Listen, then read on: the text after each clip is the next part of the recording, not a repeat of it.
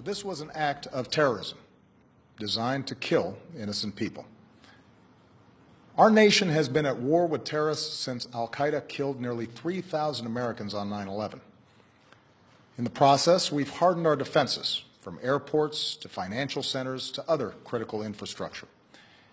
Intelligence and law enforcement agencies have disrupted countless plots here and overseas and worked around the clock to keep us safe. Our military and counterterrorism professionals have relentlessly pursued terrorist networks overseas, disrupting safe havens in several different countries, killing Osama bin Laden, and decimating al-Qaeda's leadership. Over the last few years, however, the terrorist threat has evolved into a new phase. As we've become better at preventing complex, multifaceted attacks like 9/11, terrorists turn to less complicated acts of violence like the mass shootings that are all too common in our society. It is this type of attack that we saw at Fort Hood in 2009, in Chattanooga earlier this year, and now in San Bernardino. And as groups like ISIL grew stronger amidst the chaos of war in Iraq and then Syria, and as the internet erases the distance between countries, we see growing efforts by terrorists to poison the minds of people like the Boston Marathon bombers and the San Bernardino killers. For 7 years, I have confronted this evolving threat each and every morning in my intelligence briefing. And since the day I took this office, I have authorized U.S. forces to take out terrorists abroad precisely because I know how real the danger is. As Commander-in-Chief, I have no greater responsibility than the security of the American people.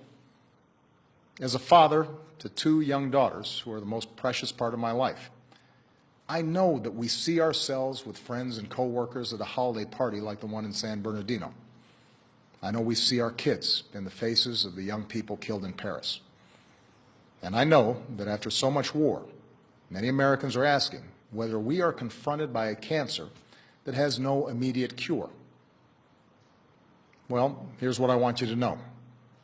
The threat from terrorism is real, but we will overcome it. We will destroy ISIL and any other organization that tries to harm us. Our success won't depend on tough talk or abandoning our values or giving in to fear. That's what groups like ISIL are hoping for. Instead, we will prevail by being strong and smart, resilient and relentless, and by drawing upon every aspect of American power. Here's how. First, our military will continue to hunt down terrorist plotters in any country where it is necessary. In Iraq and Syria, airstrikes are taking out ISIL leaders, heavy weapons, oil tankers, infrastructure.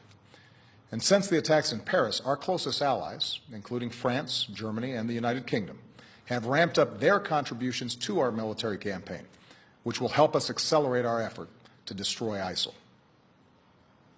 Second, we will continue to provide training and equipment to tens of thousands of Iraqi and Syrian forces fighting ISIL on the ground so that we take away their safe havens. In both countries, we're deploying special operations forces who can accelerate that offensive. We've stepped up this effort since the attacks in Paris and will continue to invest more in approaches that are working on the ground. Third, we're working with friends and allies to stop ISIL's operations, to disrupt plots, cut off their financing, and prevent them from recruiting more fighters. Since the attacks in Paris, we've surged intelligence sharing with our European allies. We're working with Turkey to seal its border with Syria.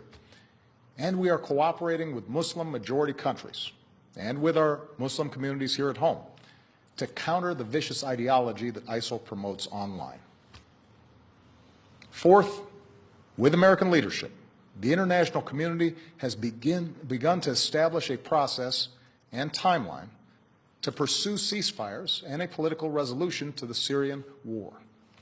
Doing so will allow the Syrian people and every country, including our allies, but also countries like Russia, to focus on the common goal of destroying ISIL, a group that threatens us all. This is our strategy to destroy ISIL. It is designed and supported by our military commanders and counterterrorism experts, together with 65 countries that have joined an American-led coalition. And we constantly examine our strategy to determine when additional steps are needed to get the job done. That's why I've ordered the Departments of State and Homeland Security to review the visa waiver program under which the female terrorist in San Bernardino originally came to this country. And that's why I will urge high-tech and law enforcement leaders to make it harder for terrorists to use technology to escape from justice.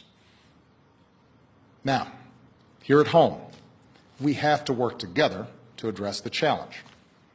There are several steps that Congress should take right away. To begin with, Congress should act to make sure no one on a no-fly list is able to buy a gun. What could possibly be the argument for allowing a terrorist suspect to buy a semi-automatic weapon? This is a matter of national security. We also need to make it harder for people to buy powerful assault weapons, like the ones that were used in San Bernardino. I know there are some who reject any gun safety measures, but the fact is that our intelligence and law enforcement agencies, no matter how effective they are, cannot identify every would-be mass shooter, whether that individual is motivated by ISIL or some other hateful ideology. What we can do, and must do, is make it harder for them to kill. Next, we should put in place stronger screening for those who come to America without a visa so that we can take a hard look at whether they've traveled to war zones. And we're working with members of both parties in Congress to do exactly that. Finally, if Congress believes, as I do, that we are at war with ISIL, it should go ahead and vote to authorize the continued use of military force against these terrorists. For over a year, I have ordered our military to take thousands of airstrikes against ISIL targets. I think it's time for Congress to vote to demonstrate that the American people are united and committed to this fight. My fellow Americans, these are the steps that we can take together to defeat the terrorist threat. Let me now say a word about what we should not do. We should not be drawn once more into a long and costly ground war in Iraq or Syria. That's what groups like ISIL want. They know they can't defeat us on the battlefield. ISIL fighters were part of the insurgency that we faced in Iraq. But they also know that if we occupy foreign lands, they can maintain insurgencies for years, killing thousands of our troops, draining our resources, and using our presence to draw new recruits.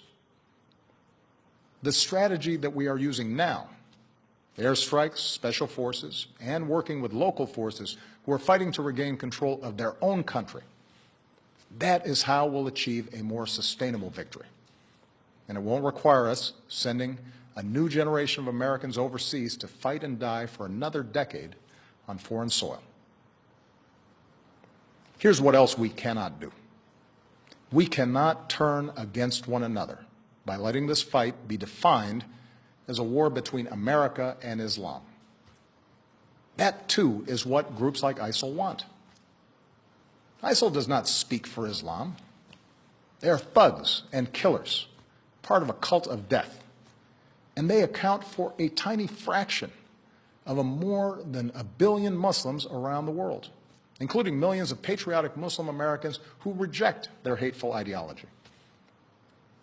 Moreover, the vast majority of terrorist victims around the world are Muslim. If we're to succeed in defeating terrorism, we must enlist Muslim communities as some of our strongest allies, rather than push them away through suspicion and hate. That does not mean denying the fact that an extremist ideology has spread within some Muslim communities. There's a real problem that Muslims must confront without excuse. Muslim leaders here and around the globe have to continue working with us to decisively and unequivocally reject the hateful ideology that groups like ISIL and al-Qaeda promote, to speak out against not just acts of violence, but also those interpretations of Islam that are incompatible with the values of religious tolerance, mutual respect, and human dignity. But just as it is the responsibility of Muslims around the world to root out misguided ideas that lead to radicalization, it is the responsibility of all Americans, of every faith, to reject discrimination. It is our responsibility to reject religious tests on who we admit into this country. It's our responsibility to reject proposals that Muslim Americans should somehow be treated differently. Because when we travel down that road, we lose. That kind of divisiveness, that betrayal of our values, plays into the hands of groups like ISIL. Muslim Americans are our friends and our neighbors, our co-workers, our sports heroes. And yes, they are our men and women in uniform who are willing to die in defense of our country. We have to remember that. My fellow Americans, I am confident we will succeed in this mission because we are on the right side of history. We were founded upon a belief in human dignity, that no matter who you are or where you come from or what you look like or what religion you practice, you are equal in the eyes of God and equal in the eyes of the law. Even in this political season, even as we properly debate what steps I and future presidents must take to keep our country safe, let's make sure we never forget what makes us exceptional. Let's not forget that freedom is more powerful than fear, that we have always met challenges, whether war or depression, natural disasters or terrorist attacks, by coming together around our common ideals as one nation and one people. So long as we stay true to that tradition, I have no doubt that America will prevail. Thank you. God bless you, and may God bless the United States of America.